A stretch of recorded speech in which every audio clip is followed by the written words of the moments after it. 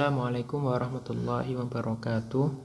Alhamdulillahi rabbil alamin. Wassalatu wassalamu ala ashrafil anbiya'i wal mursalin Sayyidina wa maulana Muhammadin. Amma ba'du. Alhamdulillah, pada kesempatan kali ini berjumpa lagi bersama kami mimbar online Ma'had Darul Ilmi Mandua Kota Kediri. Alhamdulillah, pada kesempatan kali ini kami atau saya pribadi akan membawakan atau menjelaskan terkait kajian PKS kelas 12 semester 2. Untuk kali ini adalah PKS kelas 12 semester 2, lanjutannya pertemuan kemarin, yakni membahas tentang pemakaman jenazah atau penguburan jenazah. Sebelum kita mulai pada kajian online pada pertemuan kali ini, marilah kita niatkan apa yang kita pelajari, apa yang kita gali ilmu, berniat untuk bisa mengamalkannya kepada diri kita dan kemudian bisa mengamalkan kepada orang lain. Mari kita mulai kajian pada pertemuan kali ini dengan bacaan suratul Fatihah, dengan harapan semoga ilmu yang kita dapatkan, ilmu yang kita peroleh mendapatkan manfaat dan barokah, dan hanya semata-mata untuk mendekatkan diri kepada Allah Subhanahu wa ta'ala. Ala hadhihi niyyah wa ala kulli niyatin as-salihah. Al-Fatihah. Alhamdulillah. Iyyaka na'budu wa iyyaka nasta'in ihdinas siratal mustaqim siratal ladzina an'amta 'alaihim ghairil maghdubi 'alaihim waladdallin. Alhamdulillahirabbil alamin. Bismillahirrahmanirrahim. Yang pertama ini adalah tentang pemakaman jenazah. Kalau kita mengetahui tentang pemakaman jenazah, maka ada yang harus sebelum pemakaman itu dipersiapkan. Yaitu yang pertama adalah sebelum jenazah itu dikuburkan atau jenazah itu kita semayamkan di rumah yang terakhir, ya ini harus dipersiapkan terlebih dahulu. Yang pertama ini adalah liang kubur atau liang lahat. Liang lahat di sini adalah harus dipersiapkan terlebih dahulu sebelum jenazah itu diberangkatkan ke makomnya. Ya, ini yang perlu diingat adalah seseorang yang kalau berhubungan dengan makom atau berhubungan dengan liang kubur atau liang lahat, maka segala sesuatu atau segala hal keperluan yang ada pada liang lahat itu harus dipenuhi terlebih dahulu atau harus ada dipersiapkan terlebih dahulu. Misalkan pemakaman, ya, yang berarti lubang liang lahatnya maka harus digali terlebih dahulu. Dan selanjutnya terkait papan ataupun batu nisan dan yang lain-lainnya, pokok pada intinya yang menyangkut tentang makom ataupun liang lahat maka harus dipersiapkan terlebih dahulu. Nah, untuk liang kubur atau liang lahat sendiri di sini adalah panjang, lebar, dan dalamnya pun adalah bermacam-macam. Panjangnya liang lahat atau liang kubur, ya ini adalah panjangnya adalah ketika panjang mengikuti panjangnya jenazah tersebut. Dan kemudian ketika sudah mengetahui panjang jenazah tersebut maka ditambah mungkin kira-kira setengah meter. Jadi untuk ukuran panjang di sini, panjangnya itu adalah mengikuti panjang atau tingginya jenazah tersebut dan kemudian ditambah setengah meter. Biasanya kalau di desa-desa itu adalah mengukur dulu jenazahnya. Kalaupun jenazahnya belum datang, misalkan masih di rumah sakit, yaitu nanti tetap menunggu jenazah tersebut. Biasanya kalau di desa-desa itu menunggu jenazahnya datang baru diukur panjangnya jenazah tersebut, dan kemudian ketika di liang lahat maka ukuran panjang jenazah ditambah setengah meter. Dan ketika untuk lebarnya, kalau lebarnya ini adalah kurang lebih 1 meter. Kurang lebih semuanya itu hanya 1 meter. Dan untuk kedalamannya liang kubur atau liang lahat, ya ini adalah setinggi postur tubuh seorang manusia. Jadi ketika seseorang itu menggali kubur atau menggali lubangnya, nah itu nanti kedalamannya sampai seseorang itu hanya terlihat atasnya kepala atau terlihat kepalanya. Dan itu masih ditambah lagi kurang lebih 60 cm atau bisa dikira-kirakan seperti ukurannya satu hasta. Nah, 1 hasta itu adalah kurang lebih 60 cm. Ya, ini adalah selanjutnya adalah ada catatan penting di sini adalah yang diambil dari kitab I'anatul Talibin, yakni diriwayatkan dari Imam Taqiyuddin As-Subhi dari ayatnya, yakni Abi Abdullah Muhammad Al-Hafidz, bahwasannya Nabi Muhammad Shallallahu Alaihi Wasallam pernah bersabda, barang siapa mengambil tanah dari kubur pada saat pemakaman seseorang dan kemudian ia membacakan surat Al-Qadr dan pada tanah tersebut sebanyak 7 kali dan setelahnya diletakkan pada kain kafan atau dimasukkan ke dalam kubur, maka si mayat tidak akan mendapat siksa dari dalam kubur. Keterangan ini diambil dari kitab I'anatul Talibin Syarah Fathul Mu'in yang juz 2. Selanjutnya adalah proses pemakaman jenazah. Ya, ini ketika proses pemakaman jenazah, ya ini adalah ada pengistilahan ketika penguburan mayat itu ketika terletak pada liang lahatnya.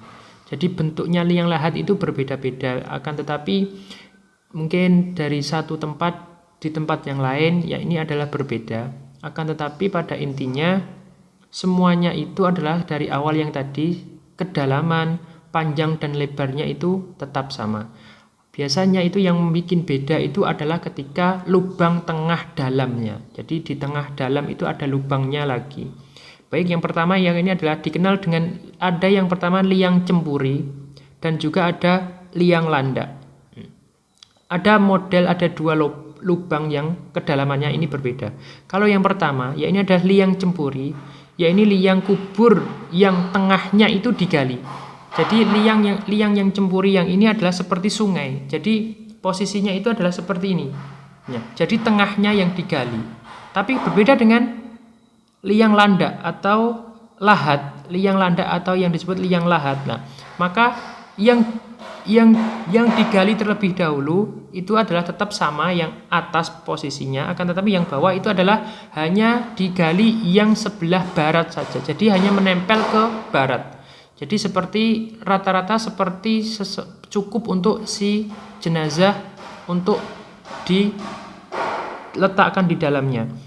Jadi kalau yang cempuri itu adalah yang tengah, yang mungkin kebanyakan di desa ataupun di tempat-tempat yang lain itu adalah memakai lubang yang cempuri. Ini adalah yang memang tengahnya itu digali lubang, kanan dan kiri itu adalah ukurannya sama. Akan tetapi juga mungkin saya pernah menjumpai di tempat yang lain atau di desa yang lain itu menggunakan lubang yang landak. Ya, ini adalah disejajarkan yang jadi agak merapatkan ke barat. Ya, ini adalah yang sebelah barat saja yang dilubangi ke bawah. Untuk selanjutnya ya ini adalah prosesinya. Yang pertama adalah ketika jenazah telah sampai di pemakaman, maka posisi keranda mayat itu kalau di desa itu istilahnya apa ya? Pendosa atau pendoso. Nah, itu kalau istilah Jawa. Tapi kalau yang di sini ada disebut keranda, ini diletakkan di posisi kaki mayat. Ya, ini adalah di selatan kuburnya. Ini kalau posisinya keranda mayatnya. Jadi ketika prosesi pengangkatan jenazahnya ke liang lahat, maka itu nanti bisa agak lebih mudah.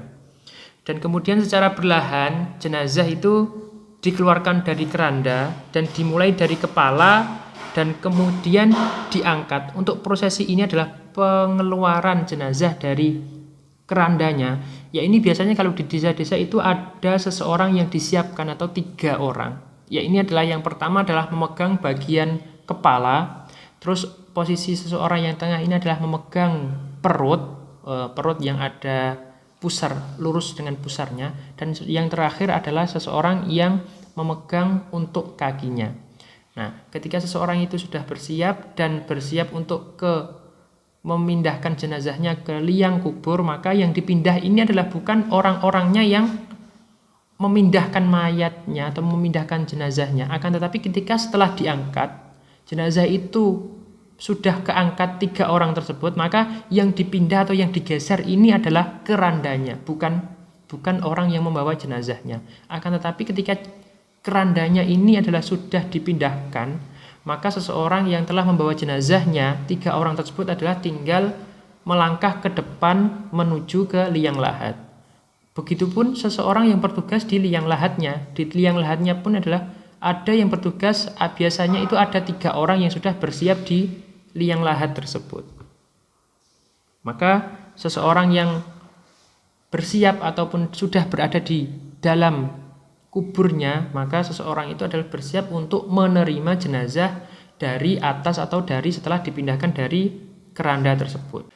Dan ketika seseorang yang telah bertugas di dalam kubur atau di dalam liang lahat, ketika sudah membawa jenazah, maka dengan aba-aba atau dengan ritme yang sama, yakni dengan perlahan-lahan meletakkan jenazahnya ke dalam liang lahat.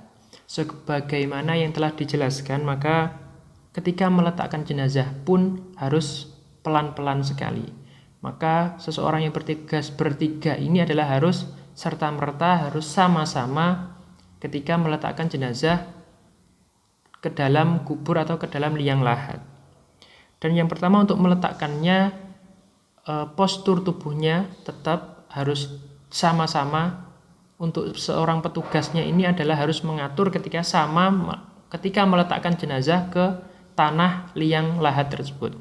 Yang pertama adalah posisinya harus miring.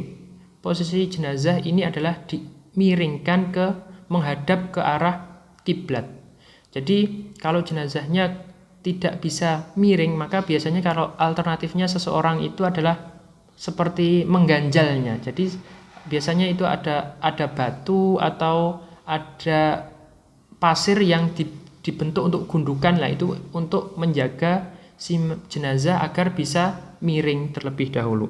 Dan kemudian ketika jenazah itu sudah sempurna miring dan sempurna sudah menempel pada tanah liang lahat yang paling dalam, maka selanjutnya adalah seseorang yang bertugas mengangkat itu tadi, yang bertugas di kepala si jenazah, maka membuka kain kafan yang letaknya itu yang membungkus kepalanya, akan tetapi bertujuannya untuk pipi jenazahnya ini adalah harus ditempelkan kepada tanah. Jadi posisi pipi jenazahnya, seseorang jenazah itu maka harus ditempelkan, harus bisa menempel kepada tanah yang berada paling dalam. Nah, biasanya hal-hal yang seperti ini adalah sulit, maka biasanya kalau di desa itu ada pasir yang memang sudah dibuat untuk orang-orang yang menggali kubur, untuk nantinya untuk mengganjal pipi agar pipinya itu adalah bisa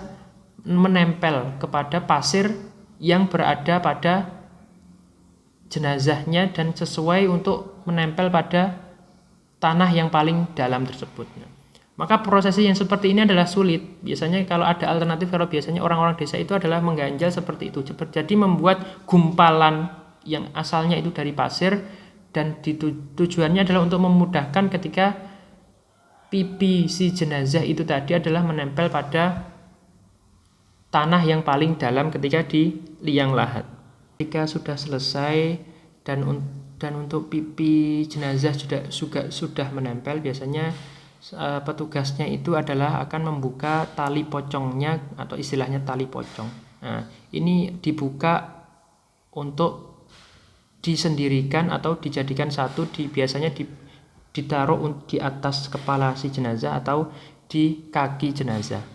Dan kemudian setelah selesai, maka ada satu di antara 3 orang petugas itu tadi yang untuk mengadzani si jenazah, untuk mengadzan dan mengiqomahkan ketika sebelum ditimbun dengan tanah. Biasanya kalau seseorang itu ada yang biasanya dipakai diadzani dan diiqomahi, tapi juga ada mungkin jenazah yang tidak perlu atau tidak diadzani dan diiqomahkan. Akan tetapi itu bukan hukum. Jadi maksudnya itu tidak harus wajib diadzani dan diiqomahkan, akan tetapi itu hanyalah seperti kiasan yang ketika seseorang lahir itu diadzani dan diiqomahkan, maka ketika meninggal pun biasanya dikiaskan ketika seseorang itu lahir, maka seseorang yang meninggal pun juga diadzani dan diiqomahkan.